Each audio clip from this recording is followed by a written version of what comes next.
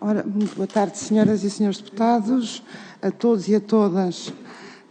Boa tarde, muito obrigada, Dr. Miguel Maia, pela sua disponibilidade a estar presente nesta reunião, nesta Comissão Parlamentar de Inquérito. Nos termos do regime dos inquéritos parlamentares, não tem de prestar juramento, mas tem de responder com verdade às questões que lhe forem colocadas, sob pena de poder cometer um crime de falsas declarações. Começa esta audição com a senhora deputada Mariana Mortágua. Senhora deputada. Sr. Presidente, eu agradeço a presença do Presidente do BCP aqui na Comissão de Inquérito. Eu não tenho, no entanto, questões e, portanto, enfim, agradecendo a presença. Eu peço desculpa da minha parte, não perguntei se tem uma declaração inicial para fazer, se pretende fazer uma declaração inicial. Apenas dizer boa tarde e que estou à vossa disposição para responder às questões. Sr. Deputado Duarte Alves, por favor. Muito obrigada. No mesmo sentido, também não temos nenhuma questão concreta a colocar, mas cumprimentamos naturalmente o Dr. Miguel Maia. Muito obrigada, Sr. Deputado. Senhora Deputada Cecília Meireles. Sr. Presidente, eu agradecendo ao Dr. Miguel Maia estar aqui conosco, mas eu também, a opinião dele é com certeza muito relevante. Eu tenho, sem dúvida, que do ponto de vista da Comissão de Orçamento e Finanças já o quisemos ouvir e quereremos com certeza mais vezes, mas isto é uma comissão de inquérito sobre factos relacionados com o antigo BES e com o novo banco e desse ponto de vista nunca existiu lá nenhum cargo e, portanto, peço que compreenda que eu não tenho questões para lhe colocar. Muito obrigada. Muito obrigada, Sra. Deputada. Sr. Deputado João Paulo Correia. Obrigado, Sra. Presidente. Cumprimento o Dr. Miguel Maia. No mesmo registro, o Grupo Parlamentar do PS não tem questões a colocar-lhe. Está cá num inquérito parlamentar, nunca teve, nem desempenhou funções diretas ou indiretas no BES ou no Novo Banco, nem em nenhuma das entidades de supervisão, regulação, governação. Daí que ter a sua opinião é certamente algo muito importante e que valoriza o debate sobre a atualidade do setor financeiro, mas não é para este inquérito parlamentar, mas sim para a Comissão de Orçamento e Finanças. Obrigado. Muito obrigada, Sr. Deputado. Sr. Deputado Hugo Carneiro, por favor. Muito obrigado, Sra. Presidente, Srs. Deputados, Dr. Miguel Maia. Nós temos perguntas para lhe fazer e, portanto, não sairemos já. Em 2014, o BES, o então BES, foi resolvido por decisão do Banco de Portugal e eu gostava de conhecer a sua avaliação dessa resolução, tendo em conta tudo aquilo que conhecemos até hoje e as alternativas que estavam em cima da mesa.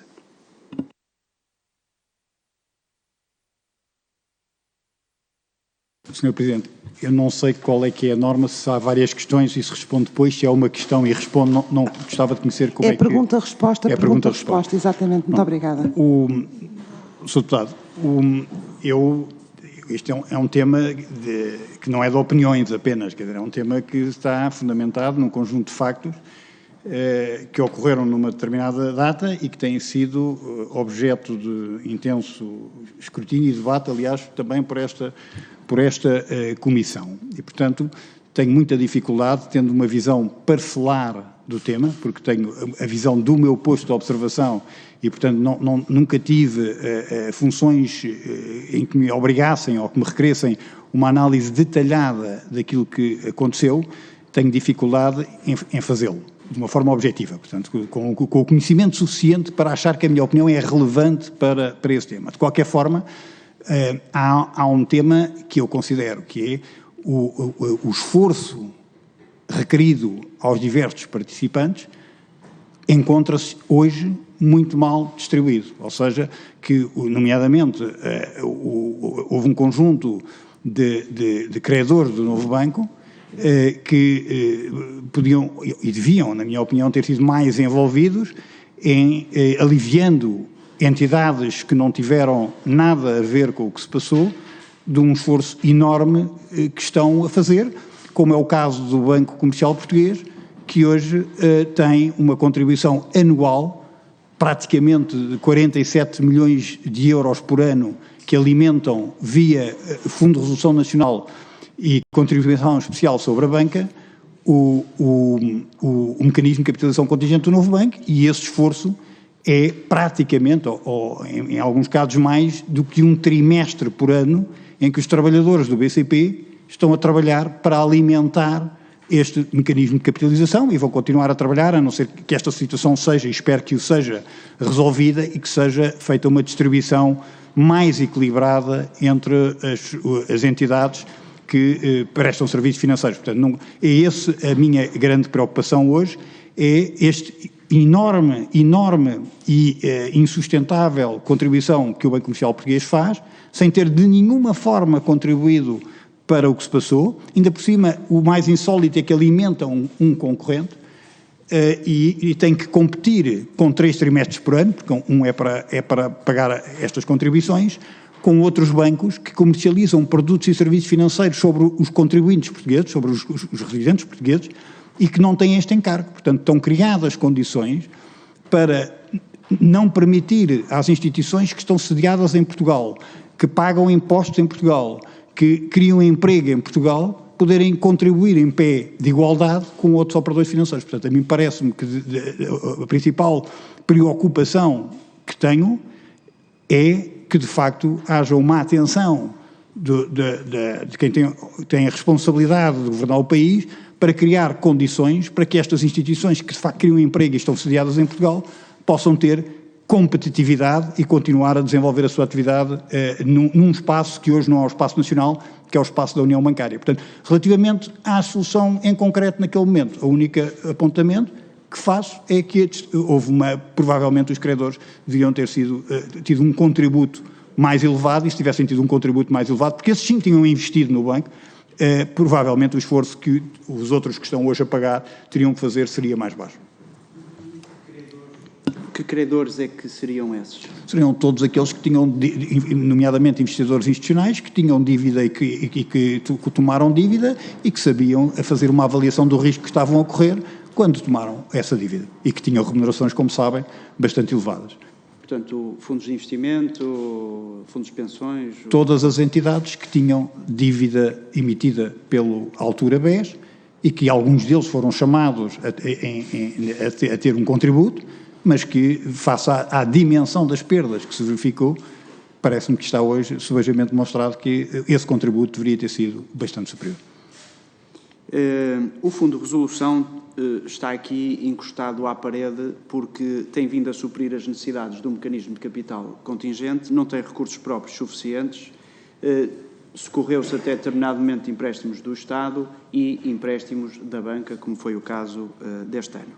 Até 2046, supostamente estes créditos deveriam ser reembolsados, ou pelo menos grande parte. Estamos a falar de mais de 7 mil milhões de euros, mas até 2046 o Fundo de Resolução só terá qualquer coisa como 3.750 milhões de euros. Como é que encara a questão da sustentabilidade do Fundo de Resolução? Sr. Deputado, é uma questão particularmente pertinente, porque o Sr. Deputado diz que o Fundo de Resolução está encostado à parede. Eu diria que quem alimenta o Fundo de Resolução é que está encostado à parede, quer dizer, porque o Fundo de Resolução, a receita do Fundo de Resolução vai buscar a quem está a pagar, e quem está a pagar são, falo pelo Banco Comercial Português, os tais 47 milhões de euros por ano, e em acumulado já superam os 400 milhões de euros, portanto, só para se termos a contribuição do Banco Comercial Português. Portanto, quem está encostado à parede são estas entidades que têm a sua competitividade condicionada. Ainda recentemente tivemos no banco que aprovar um financiamento ao Fundo de Resolução e, obviamente, com base nos pressupostos que nos foram apresentados pelo Fundo de Resolução, entendemos que haveria condições para fazer esse financiamento. Volto a dizer que não me parece que seja bom para Portugal e bom para as instituições sediadas em Portugal manter este mecanismo de contribuições. E, portanto, se alterar o mecanismo de contribuições de uma forma mais equitativa, e aqui quando falo de uma forma mais equitativa, em nenhum momento estou a preconizar passar para os contribuintes individuais portugueses, porque o contribuinte, o BCP também é. Quer dizer, portanto, Está a falar das sucursais dos outros bancos estrangeiros? Não estou só a falar das sucursais dos outros bancos estrangeiros, porque a contribuição é feita por duas vias, não é? Contribuição especial sobre a banca e Fundo de Resolução Nacional. E de facto, as sucursais dos bancos estrangeiros a operarem em Portugal não fazem contributos para o Fundo de Resolução Nacional. Fazem para o Fundo de Resolução Europeu, aliás, como o BCP faz. Portanto, em cima destas contribuições, o BCP também faz as contribuições para o Fundo de Resolução Europeu. O que eu digo, e que me parece da mais elementar justiça, e que devia ser, volto a dizer, uma preocupação de quem quer assegurar um ambiente competitivo saudável em Portugal para que as instituições permaneçam e sejam capazes de criar valor em Portugal, era que estas contribuições fossem asseguradas por todas as entidades, sediadas em Portugal, não sediadas em Portugal, porque há muitos bancos hoje que comercializam serviços financeiros a partir da União Bancária sobre contribuintes portugueses, portanto, sem nenhuma restrição, portanto, é por isso que se chama a União Bancária, e, portanto, se houvesse, por exemplo, esse encargo recaísse sobre todos aqueles que comercializam, não sobre os contribuintes, mas sobre todos aqueles que comercializam o produtos financeiros a pessoas sediadas em Portugal, a pessoas individuais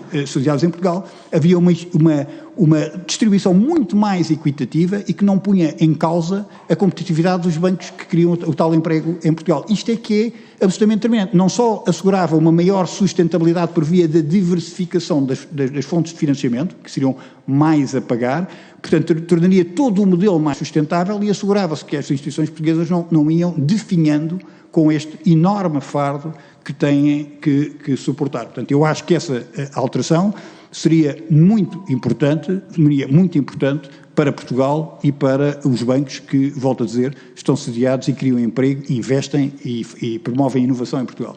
Portanto, pegando aqui num exemplo, mas certamente que existirão outros, se pegássemos no Revolut, por exemplo, que tem clientes em Portugal, por estar a operar em Portugal através das suas plataformas de telemóveis, pagaria uma contribuição em função dos rendimentos que obtivesse. Mas por que razão? O nome foi o Sr. Deputado que utilizou e, portanto, eu só estou a repetir o nome.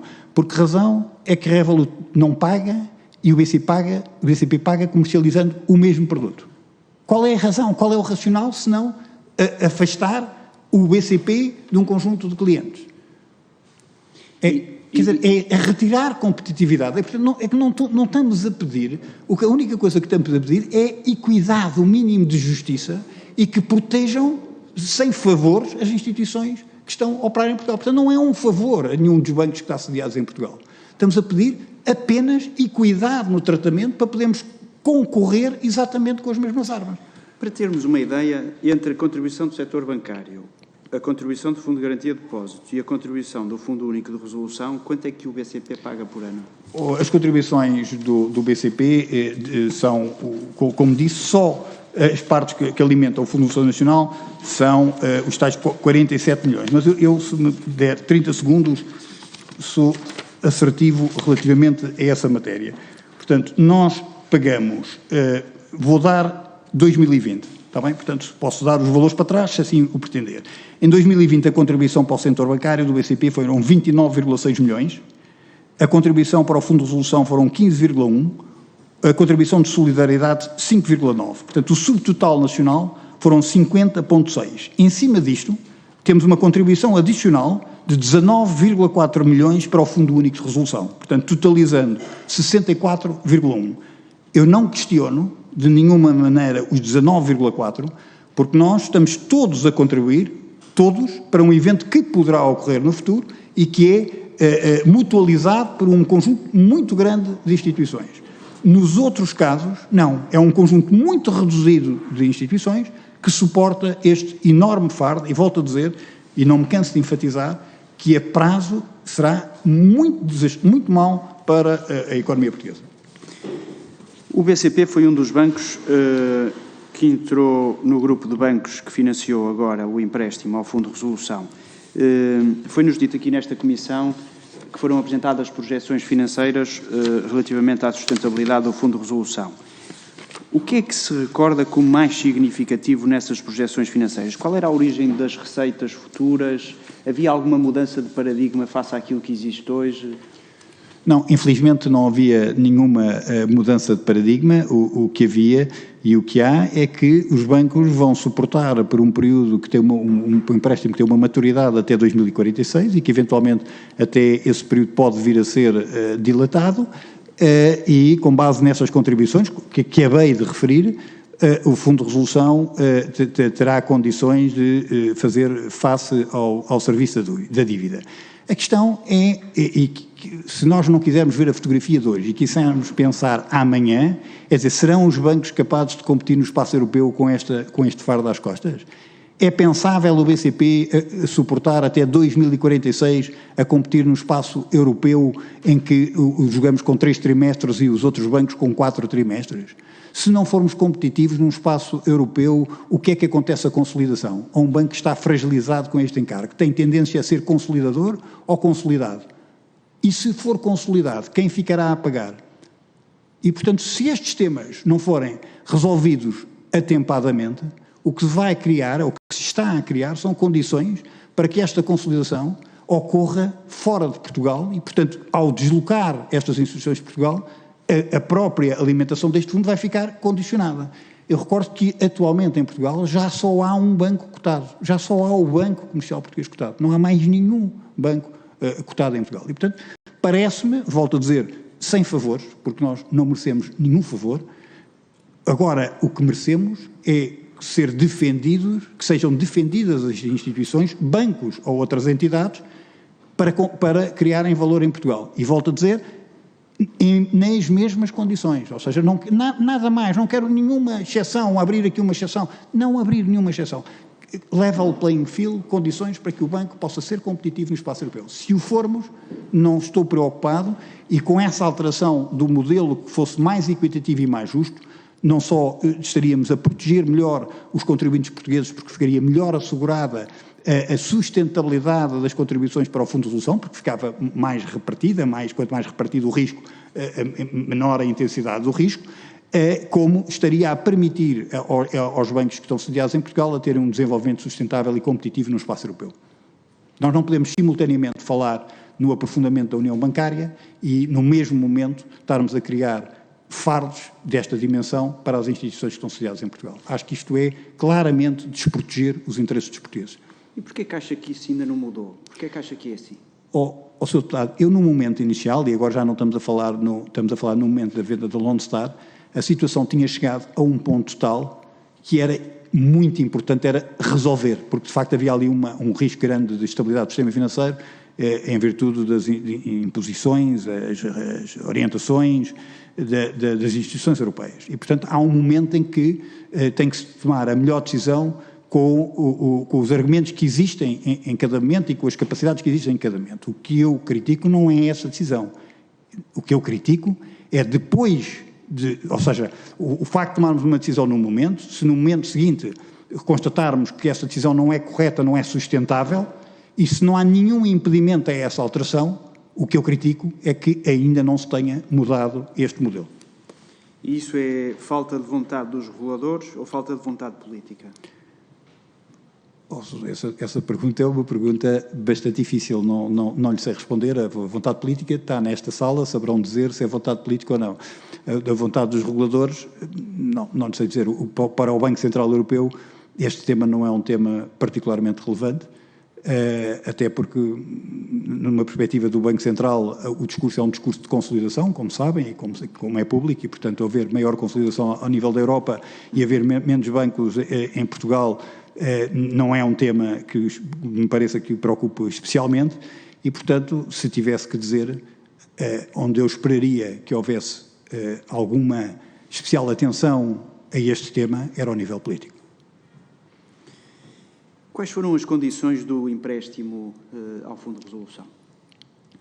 O Fundo de Resolução poderá detalhar com pormenor. Eu, de qualquer forma, não fujo à questão.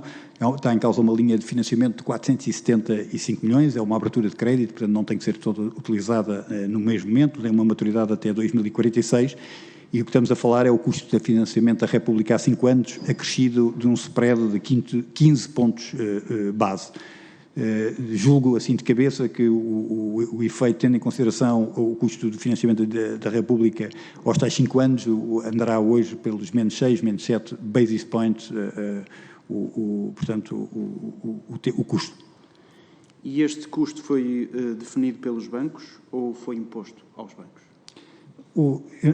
Eu tenho que dizer que não foi imposto nem definido, foi negociado e, portanto, num processo negocial chega-se a um determinado acordo relativamente a esta matéria. A posição do Banco Comercial Português, vou-lhe ser franco, dado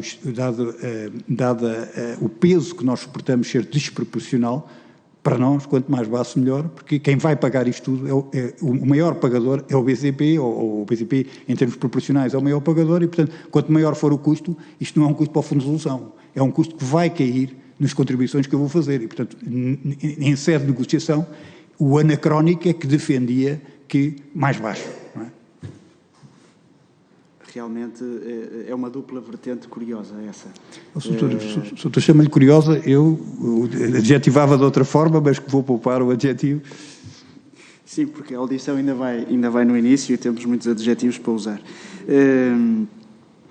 Portanto, estes empréstimos serão pagos com prioridade relativamente aos empréstimos do Estado, sim ou não? Não, o que está de cabeça tem que estar para e passo. Muito bem. Como é que explica que o Mas empréstimo... aqui, quer dizer, tinha que ver o contrato, não tenho todas as especificações, pode ter havido alguma alteração, mas à partida, pelo menos, o anterior era seguramente par e passo, este em concreto, não sei se no termo final ficou ou não outra parte subordinada. De qualquer forma, eu acho que é uma questão absolutamente teórica, porque o modelo é um modelo determinado pelo próprio Estado e, portanto, o Estado, o Fundo de Resolução vai pagar. A questão é qual é que é o mecanismo de alimentação do novo banco. Portanto, essa questão acho que não ficará, o Fundo de Resolução não ficará, não perspective que em nenhuma circunstância fique insolvente e que não venha a pagar o financiamento do Estado. Como é que explica que o montante do empréstimo tenha sido de 475 e as necessidades que estavam em cima da mesa para injeções no novo banco eram inferiores, não é? Porque é que o montante do empréstimo foi superior? Nós estamos de um lado da mesa das negociações, não estamos do outro lado da mesa das negociações. Eu não sei qual é que são as intenções do Fundo de Resolução relativamente às previsões, relativamente a desembolsos futuros. Há matérias que, como sabemos, estão em aberto e que não são objeto ainda de acordo entre as partes e, portanto, a nós o que nos foi solicitado foi um determinado montante, nós fizemos a análise sobre esse montante e o que justifica não ser um empréstimo, mas uma abertura de crédito é exatamente isso, ter ficado ali uma folga para poder ser utilizada nessa tal eventualidade. Como é que avalia a possibilidade do Fundo de Resolução vir a constatar a redução da sua participação no novo banco por efeito dos DTAs? A possibilidade, eu julgo que não é uma possibilidade, eu acho que é uma realidade. E, portanto, avalio que tenho dificuldade em perceber que, havendo conversão dos DTAs, um dos acionistas seja diluído e o outro não seja diluído. Mas é o contrato. Não fiz o contrato, não conheço a negociação, mas ainda lhe vou dizer o que ainda percebo menos bem, que é os bancos que não são cotados, se houver essa conversão, fazem essa conversão a valor contabilístico e, portanto, no caso do BCP, imagino o BCP vinha a precisar de converter DTAs, essa conversão era convertida a valores de mercado, ou seja, portanto, o facto de ser cotado para o Banco Comercial Português, na eventualidade de poder estar sujeito à aplicação deste mecanismo, era muitíssimo mais gravoso, porque, como sabem, os bancos cotados estão 30 BPs 30% do book value e os bancos que não forem cotados cotam pelo book value. Portanto, há, mais uma vez, uma discriminação negativa do Banco Comercial Português num mercado que devia ser competitivo e que devia ser equilibrado e justo para todos os operadores. Nós apenas, volto a dizer, queremos as mesmas regras. Existem litígios arbitrais e agora até dos 112 milhões de euros, não é, da injeção, entre o Fundo de Resolução e o novo banco.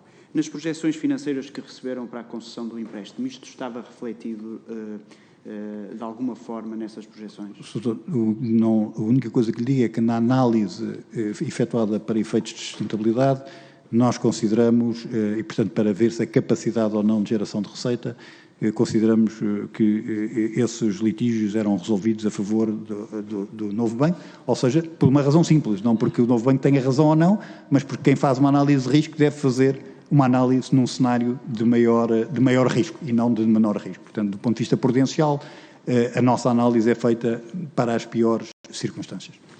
Tendo em conta a situação do novo banco e a sua experiência até no sistema financeiro, portanto, ano após ano, prejuízos acumulados significativos, fala-se em lucros este ano, já se fala em 70 milhões no primeiro trimestre, como é que avalia, não é a distribuição, mas o reconhecimento contabilístico dos prémios à administração do novo banco? Então deixe-me separar. Eu, ao contrário de muitas pessoas, não vejo que não deve haver prémios no caso de não ter resultados positivos. Sou franco, isto até pode contrariar algum senso comum, mas eu sou muito claro, quer dizer, se a situação for muito difícil, se contratar um gestor para fazer uma recuperação, imagine na TAP, e se essa recuperação estiver de acordo ou melhor com o plano, não vejo porque é que os trabalhadores e as equipas de gestão não devam ser premiados. Portanto, façam um plano. O que me parece difícil, eu não conheço o plano de incentivos da administração, nem tenho que conhecer. Agora, a única preocupação que eu teria era ter a certeza que esse sistema de incentivos está alinhado também com os interesses do Estado, ou seja, que não é apenas alinhado com o interesse do acionista que está na administração, mas que tivesse, como eu tenho, uma forte relação com a preservação do capital do banco. Quer dizer, se imagino que um sistema de incentivos privilegiava a preservação do capital de forma a evitar as chamadas de capital por parte do Fundo de Resolução, eu achava muito bem que houvesse prémios, mesmo que o resultado fosse negativo. Portanto, como não conheço os sistemas de incentivos, tenho a dificuldade de me pronunciar. Faz muita confusão que a preservação de capital não seja o pilar fundamental, uma vez, e sobretudo, de um acionista, Fundo de Resolução, que não está presente na gestão do banco. Portanto, era a única preocupação que eu teria nessa matéria, é perceber se os incentivos estão alinhados ou não em ordem à defesa dos interesses dos acionistas e não do acionista, dos acionistas. Pois, o problema é que o interesse dos acionistas é divergente, não é? E, portanto, aquilo que nós já percebemos nesta comissão é que aquilo que supostamente era para usar se fosse necessário, que era o CCA, o Mecanismo de Capital Contingente, 3,89 mil milhões, afinal estava mais ou menos garantido que seria para utilizar na íntegra entre a Comissão e o Governo, a Comissão Europeia e o Governo, e o Banco de Portugal, eventualmente. Mas não foi isso que me foi dito em determinado momento. Nós, BCP, obviamente, preocupados com esta situação, tivemos conversas com quem liderava o processo, na altura, o Dr. Sérgio Monteiro, e o Dr. Sérgio Monteiro, nesta comissão, aquilo que ele disse nesta comissão foi o que me disse a mim, pessoalmente, sobre o montante que perspectivava que no máximo fosse utilizado. Portanto, foi com base nessa informação. E nessa altura o BCP também, formalmente, disse atenção aos sistemas de incentivos, porque nós estamos a falar de pessoas. Portanto, eu sinceramente, não tenho... Estou convicto que a equipa de gestão do novo banco atuou sempre de acordo com a lei. Nessa matéria eu não tenho nenhuma dúvida. Agora, é muito importante e não é uma questão de ética. O tema aqui, a ética é um tema... Quer dizer, a ética coletiva para mim é política. A ética individual, cada um de nós tem a nossa educação e os nossos valores e as nossas crenças. E, portanto, o que se tinha que garantir é que ao nível dos sistemas de incentivos havia um alinhamento correto para que os comportamentos estivessem alinhados com os incentivos, com aquilo que eram as prioridades dos dois acionistas. Volto a dizê-lo, sobretudo do acionista que não está presente na gestão. Sobretudo do acionista que não está presente na gestão. E já percebemos que os mecanismos de controle da gestão são ineficazes. A Comissão de Acompanhamento, o agente de sobre isso, doutor, não leva mal, mas não pronuncio, porque não tenho mínimos fundamentos para poder dar uma opinião sobre essa matéria. Sim, mas há uma coisa que eu constato. Em 2018, portanto, eu tenho aqui o processo que interpuseram no Tribunal de Justiça da União Europeia, o BCP, o BCP era contra o mecanismo do CCA, diz mesmo que há erros de julgamento e de aplicação da lei por parte da Comissão Europeia na avaliação das ajudas de Estado e invoca uma série de ilegalidades. A determinada altura, portanto, isto em 29 de novembro de 2018, em 30 de setembro de 2020, desistem do processo. E eu, se me dá a oportunidade, posso esclarecer que é simples. Nós somos absolutamente contra o processo e tanto que o somos, que levantámos o tema no Tribunal Europeu. O que, em determinado momento, quando nós desistimos no processo, fomos, vou utilizar umas expressões mais entendíveis, menos jurídicas, nós não podíamos, a conclusão era que, ao pôr em causa o mecanismo de capitalização contingente, podíamos pôr em causa todo o processo. E o BCP, desde o primeiro momento, que disse, e está a próprios comunicados do banco, que não quer pôr em causa a venda, o que queria pôr em causa era o mecanismo de capitalização contingente e a forma como era alimentado. E se não deixavam separar as duas coisas, corria-se o risco de comprometer todo o processo e não apenas aquilo que o BCP estava a querer atacar. E, portanto, perante e ponderando o risco de comprometendo tudo, se a decisão fosse comprometendo tudo e saía-nos da mão, depois a partir desse momento já nós não podíamos voltar atrás e a instabilidade que isso podia causar ao sistema financeiro e a Portugal, entendemos que, ponderando as duas coisas, se justificava retirar o processo. Portanto, mas apenas por isso, pela separabilidade ou não das duas parcelas. Portanto, uma das argumentações principais era o facto da Comissão Europeia considerar que a análise do CCA deveria ser feita ao abrigo das regras que ainda resultavam da resolução no âmbito da ajuda de Estado, não é? Do processo que tinha sido aberto, enquanto que, na vossa opinião, já se aplicavam as regras de 2015 da DIRRB. Soutor, é um tema de grande complexidade jurídica, mas o nosso é público e, portanto, está devidamente fundamentada a nossa posição. E, portanto, e estamos absolutamente convencidos, hoje, que temos razão. O que não podíamos era correr o risco de deitar abaixo todo o edifício que estava a alicerçar a venda do novo banco, porque nós nunca pusemos em questão a venda do novo banco, mas apenas um dos pilares. E se esse pilar caísse e obrigasse a cair o edifício todo, nós entendemos que isso, quer para o sistema financeiro, quer para o BCP é o sistema financeiro, quer para o país, e se o país não estiver bem, o BCP não está bem, porque essa ligação entre o soberano e a banca, que se tenta dizer que há um corte, na minha opinião não há corte nenhum, e não é possível corte nenhum, porque nós fazemos crédito à economia portuguesa e, portanto, se a economia portuguesa não estiver bem, o banco não pode estar bem. Se estiver bem, é muito esquisito que esteja bem. Portanto, teremos a fazer outra atividade que senão a concessão de crédito à economia. Portanto, nós, perante esse risco, que poderia ser um risco sistémico, entendemos que devíamos retirar o processo. E porquê este tempo todo? Portanto, o processo entra, salvo erro, em 2018, desistem... Quando o Tribunal decidiu que, quando nos informou que não podíamos, ou era tudo, ou não era nada, que não podia ser parcelar. A partir do momento em que temos que tomar essa decisão, foi num mês em que podíamos tomar, foi exatamente no final do prazo. E alguém abordou-vos da parte do Governo ou do Banco de Portugal sobre esta matéria? Soutor, seguramente que terei falado com o Banco de Portugal ou com o Governo sobre essa matéria, em conversas, não sei se específicas sobre este tema, talvez não, mas seguramente nas conversas que tenho com o regulador e todos os meses, todos os trimestres, quando apresento resultados, vou ao regulador fazer um ponto de situação do banco e daquilo que preocupa o banco e, naturalmente, mesmo do ponto de vista do Governo, quando tenho oportunidade, num âmbito de um qualquer outro evento ou de uma qualquer outra matéria ou de um qualquer outro contributo, de poder explicar as preocupações do BCP, procuro fazê-lo. Mas manteve sempre a margem de liberdade total para decidir aquilo que era... Isso não tenha dúvidas. As decisões do Banco Comercial Português são tomadas pela administração do Banco Comercial Português. Não endosso responsabilidades a ninguém. Nem participamos nos empréstimos ao fundo, nem desistimos de processos. A responsabilidade é do Banco Comercial Português e, no limite, minha como Presidente da Comissão Executiva. Uma das questões que temos levantado aqui tem a ver com o artigo 437 do Código Civil. O novo banco está a beneficiar, através do mecanismo de capital contingente, da cobertura de prejuízos resultantes da pandemia, não resultantes do Legacy, que vinha do BES, nem resultantes de qualquer outro motivo que estivesse previsto inicialmente no mecanismo de capital contingente. Tem a ver especificamente com a pandemia, que é uma situação fora de todo o contexto. É que se nós tivéssemos um seguro do nosso automóvel há um terremoto ou alguma coisa do género e às tantas o seguro não cobre. Não é? E aqui cobre, no novo banco cobre.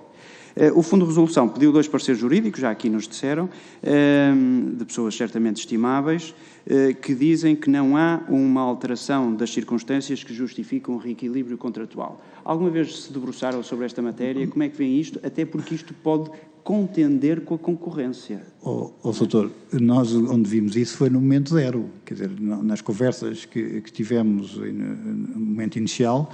No momento zero, entendido aqui, quando se foram definidos os incentivos e no momento da venda, e daí termos ficado contestado o modelo de capitalização contingente, a forma como estava criado. O que nós sempre quisemos era que aquilo que era a atividade corrente do banco, porque o tema é complexo, mas basicamente não é só as perdas do legacy, e depois, além das perdas do legacy, tem que haver ou não rácio de capital, e o rácio de capital é afetado não só pelas perdas do legacy, como por exemplo, pela gestão da atividade corrente do banco, que não tem nada a ver com o legacy. E, por exemplo, o consumo ou não de capital, eu como gestor posso tomar decisões com implicações completamente diferentes no capital. Quer dizer, eu se tiver um incentivo que me leve a tomar instrumentos que têm um grande consumo de capital, imagino que eu comprava dívida subordinada da Caixa e do Santander, essa dívida subordinada tem uma margem muito superior, e o que tem também é um consumo de capital que é 3 ou 4 vezes o consumo de capital do crédito e, portanto, beneficiava da margem e simultaneamente estava a reduzir o capital. No momento em que vender isso, obviamente, vou libertar o capital. O que nós, desde o primeiro momento, dissemos é que deveria, atenção, que as decisões de gestão corrente do banco em nada podem afetar aquilo que podem ser as perdas do legacy. Nós fomos muito claros sobre isso, como fomos muito claros que gostaríamos de ter, que não deveria ser pela constituição das imparidades, porque imparidades não são perdas, as imparidades transformam-se em perdas, mas é no momento em que se transformam em perdas, não é no momento em que são constituídas. E, portanto, quando a perda é realizada, aí devia ser, que também me disse que já não era possível fazer essa negociação, também queríamos ter, queríamos ter a opção sobre a compra desses ativos, porque se estes ativos estão contabilizados, imaginam um determinado ativo em que contabilizam aquele valor por zero. Porque é que os bancos que estão a fazer estes pagamentos não podem exercer, se vocês têm estas imparidades a este nível, porque é que nós não podemos ter uma opção de compra sobre esse ativo ao valor que vocês têm no balanço? Portanto, e isto permitia que as pessoas fossem muito mais cuidadosas ou que os incentivos estivessem alinhados. E o BCP fez essas sugestões, portanto, não é agora que a está a fazer, fez essas sugestões, mas na altura, e mais uma vez, e aqui tenho como sempre todo o respeito, que já não seria possível negociar. Eu não sei o que é possível ou não negociar a cada momento. Agora, o tema, para mim, é definição de incentivos. Definição de incentivos. Portanto, o contrato tinha problemas... Não sei se tinha problemas. Das suas regras, é o que eu concluo, não é? Porque aquilo que eu constato, e o ano da pandemia é paradigmático nisso, porque podem dizer que o devedor não pagou, é um grande devedor, não pagou, fugiu, dilapidou o património, podem dizer isso tudo, mas no ano da pandemia as perdas resultam por causa da pandemia e o BCP não foi compensado certamente por causa dos prejuízos que teve resultantes da pandemia, mas o novo banco é. Não me compete, como volto a dizer, não tive nenhuma participação e os meus contributos não foram acolhidos relativamente ao mecanismo de incentivos. Fundos de reestruturação. Eu tenho aqui 5 fundos: Fundo Aquários, Recuperação Turismo, Petrel, Civac, Discovery Portugal, Real Estate Fund. Têm todos unidades de participação, valores de unidades de participação diferentes no BCP quando comparado com o novo banco. Fundo Aquários, 0,45 por unidade. Nós fizemos aqui umas contas e, portanto, nas contas que fizemos, 0,45 por unidade de participação no novo banco, 0,81 no BCP. Fundo de Recuperação FCR, 0,22 no novo banco, 0,39 no BCP. Fundo de Recuperação Turismo, 0,33 no novo banco, 0,64 no BCP.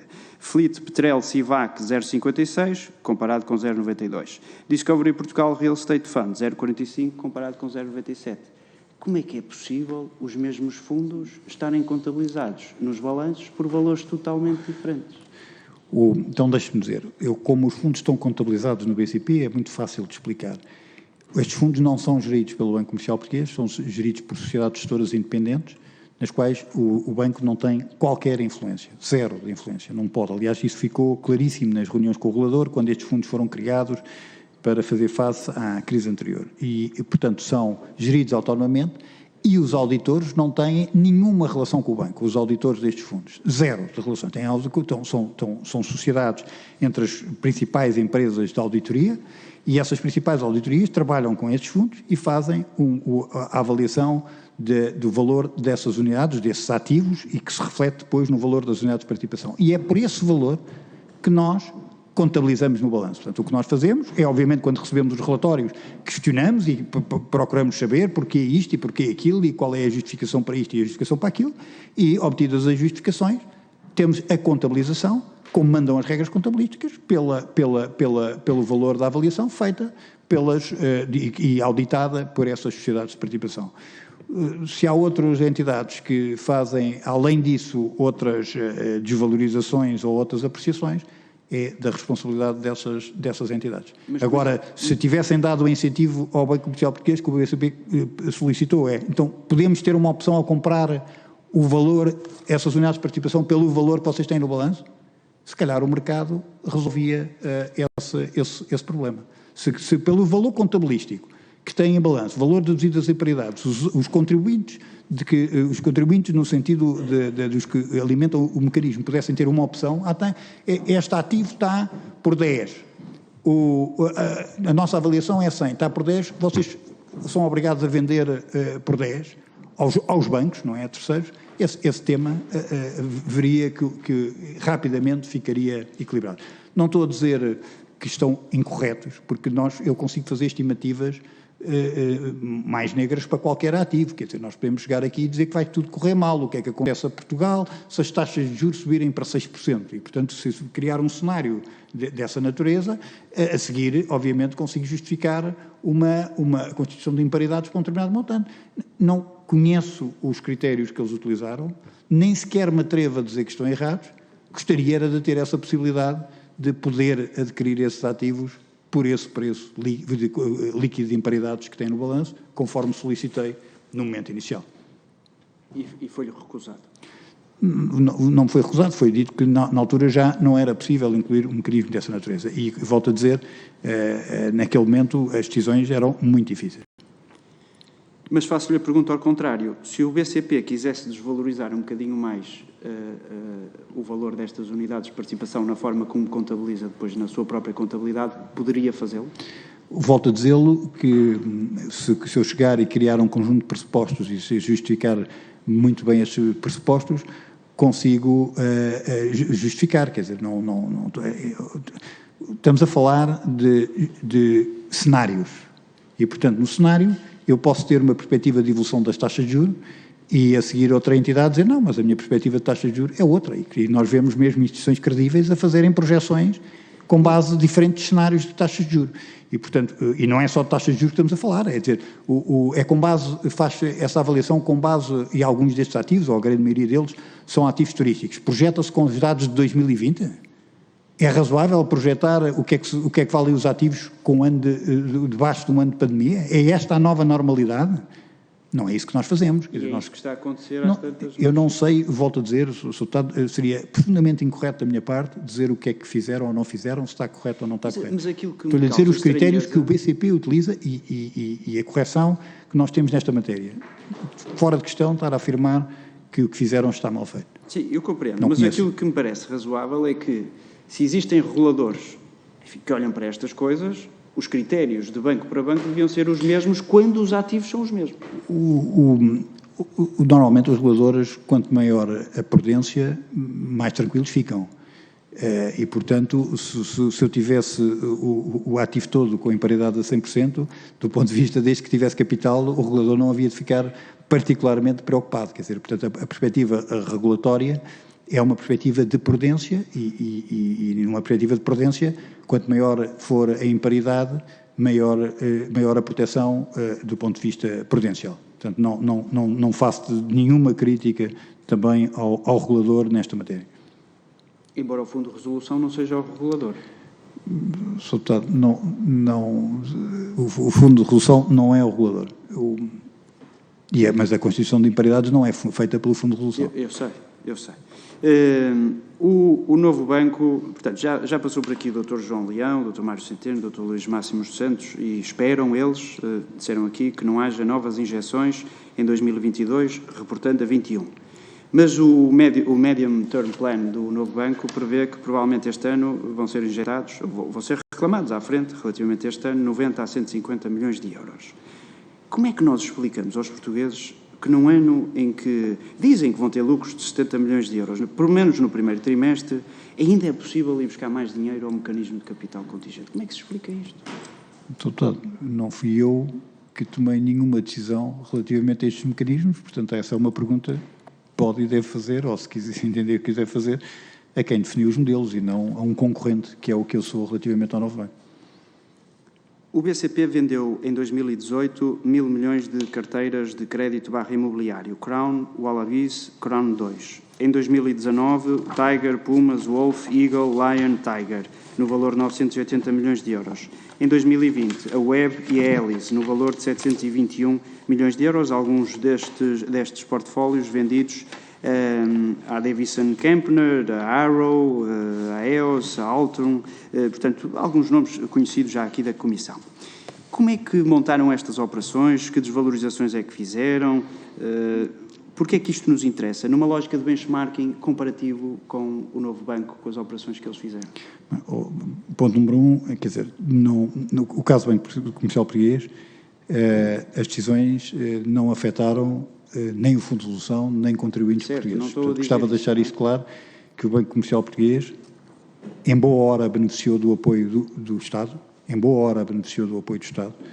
pedimos 3 mil milhões ao Estado, e devolveram. Portanto, e ainda bem que o fizemos, muito pesado, a todos os níveis, com as reduções de trabalhadores, com reduções de salários, com reduções muito significativas do salário, não só dos gestores, mas de quase generalidade dos colaboradores do banco.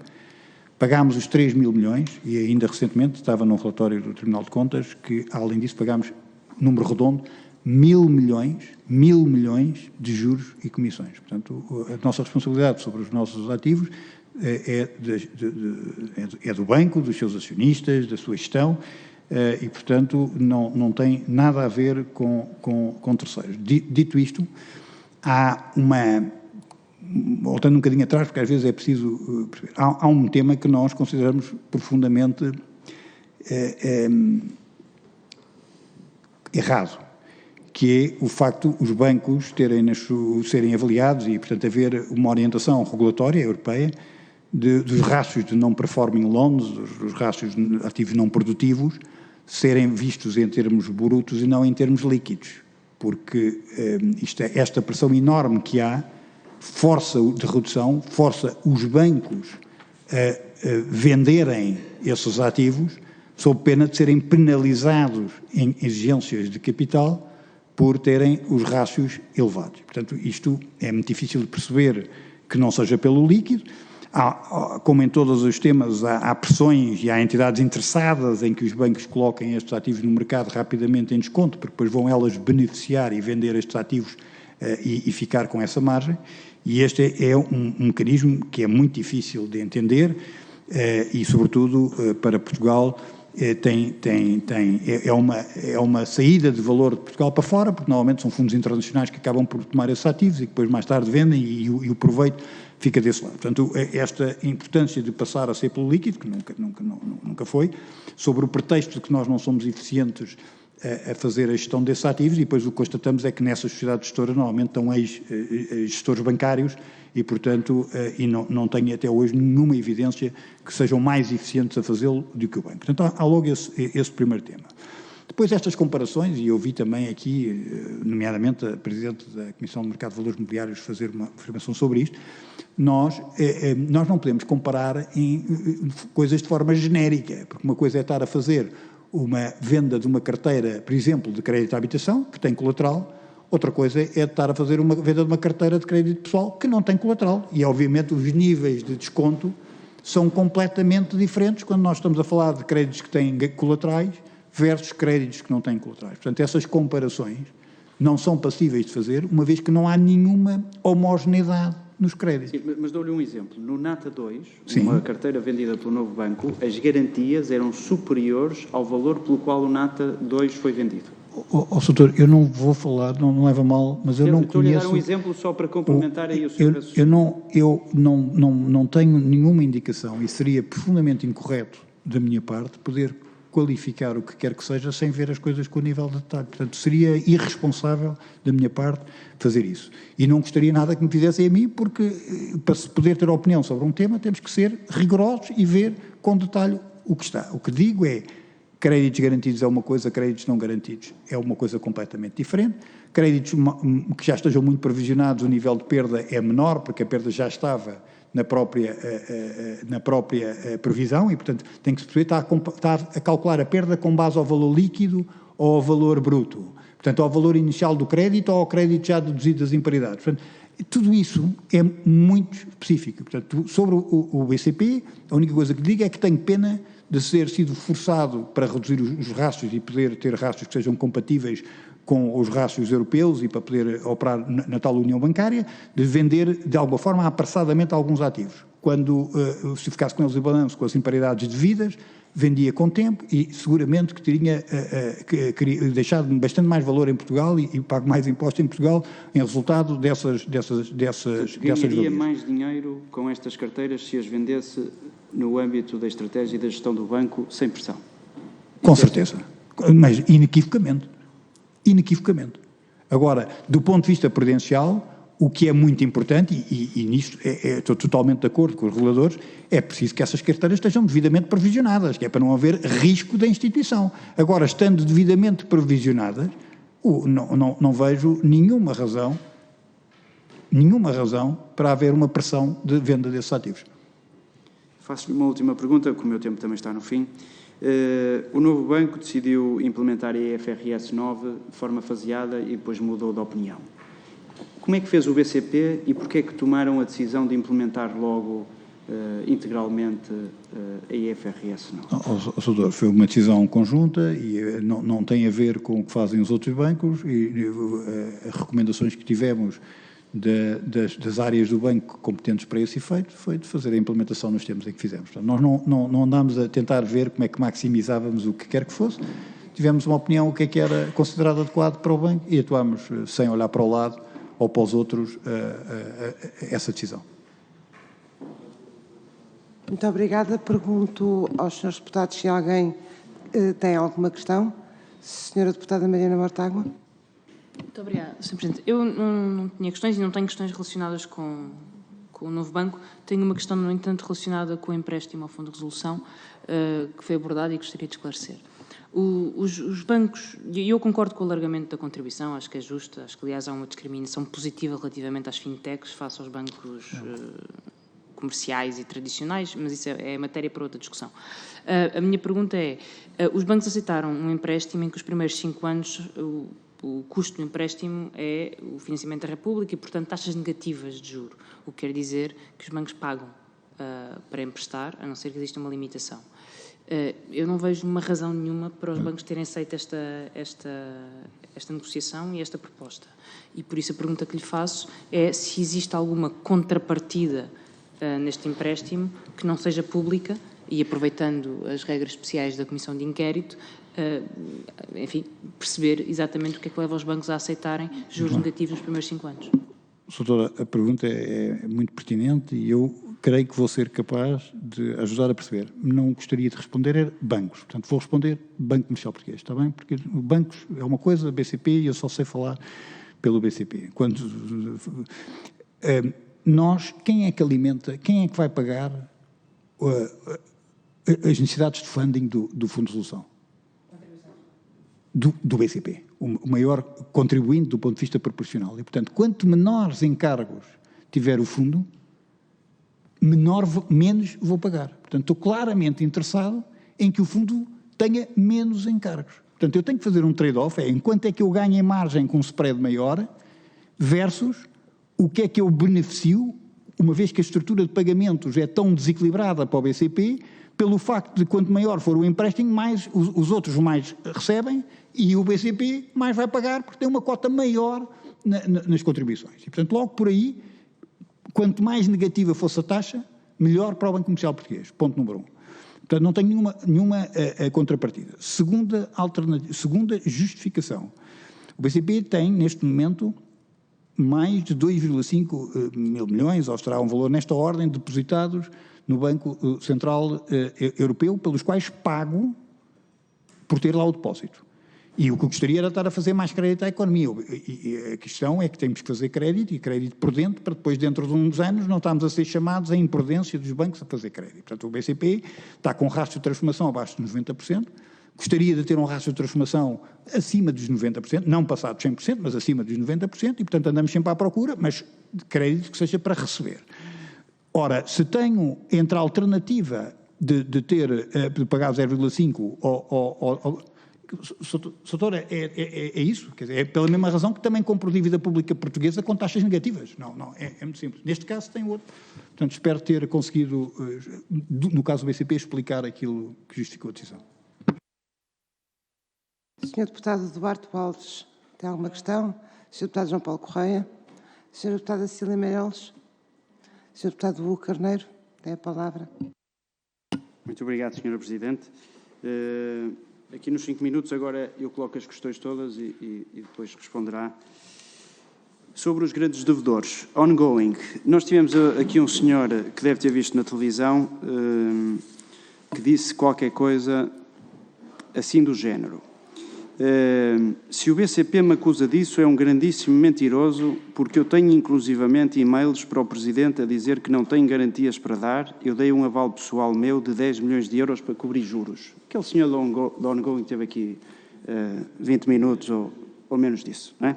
Portanto, primeira pergunta. O BCP pediu a insolvência culposa ou não do senhor Nuno Vasconcelos ou das empresas, enfim, do ongoing. Ele deu ou não um aval de 10 milhões, pagou ou não este aval, se é que tinha que pagar. É melhor fazermos em xadrez com o cronómetro, porque eu vou responder uma a uma, senão vai ser difícil, não é? Eu vou solicitar ao senhor deputado Carneiro que faça lotes de 3 perguntas para que o Dr. Miguel Maia possa responder. Muito bem. Então, a questão da insolvência, a questão do aval e a questão da negociação com o Banco Pactual, a oferta de 140 milhões de euros, o BCP recusou, não recusou e depois aceitou uma proposta de 80 milhões. Às tantas por bloco de temas.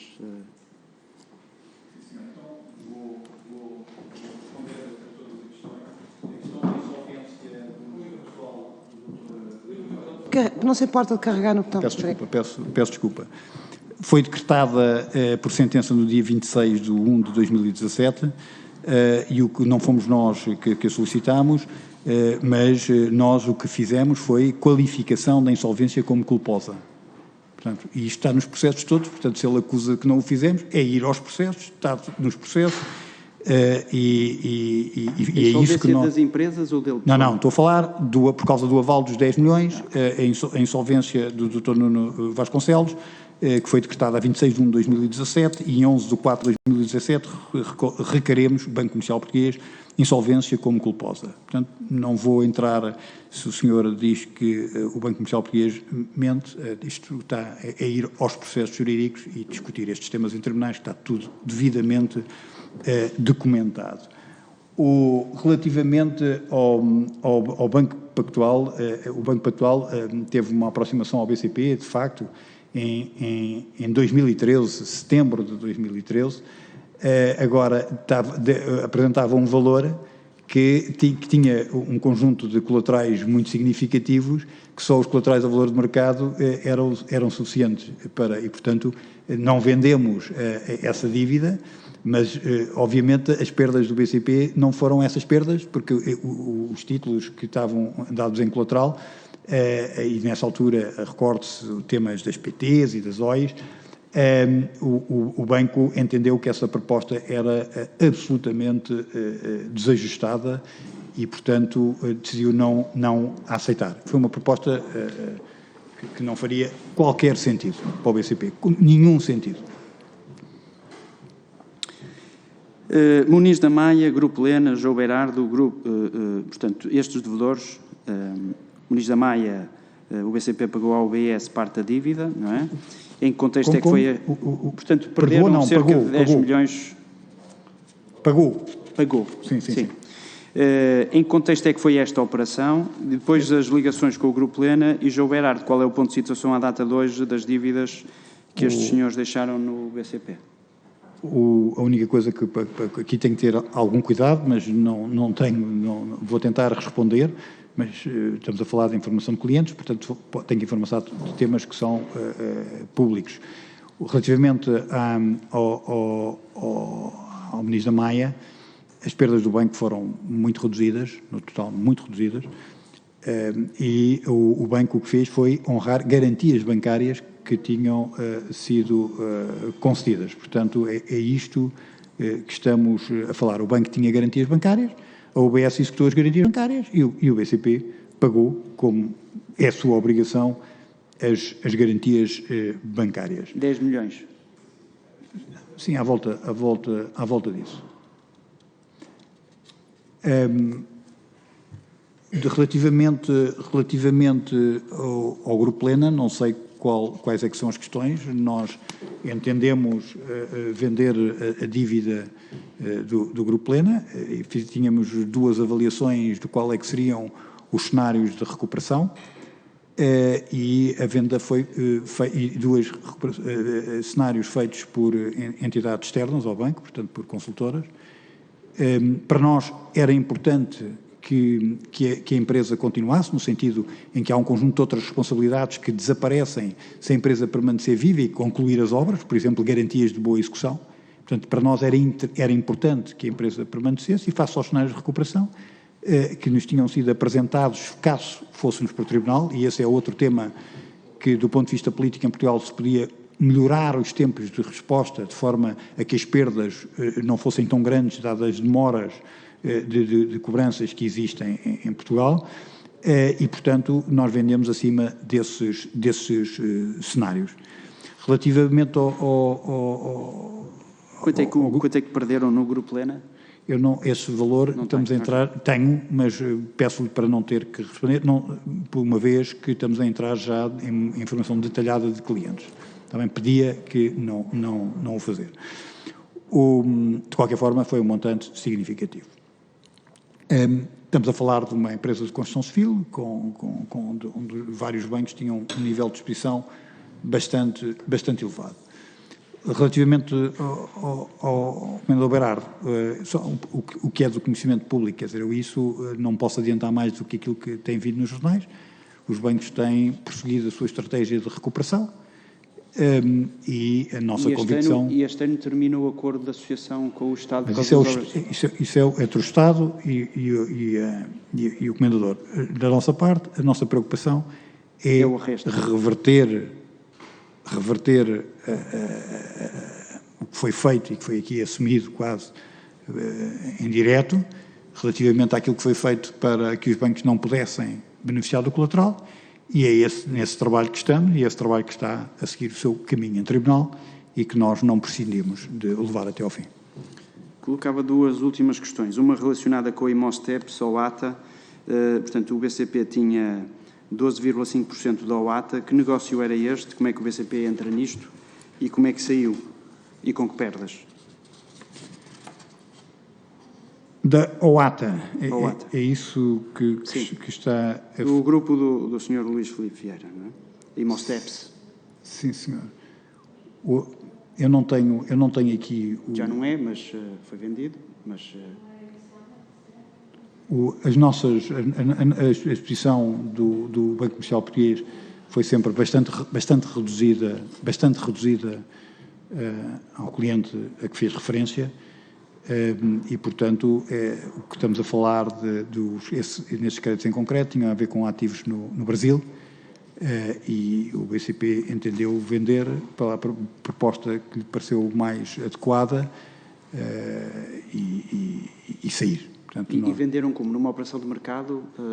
Não, nós tentamos, um crédito em Portugal é uma coisa, um crédito numa geografia onde nós não temos presença física é muito mais complicado.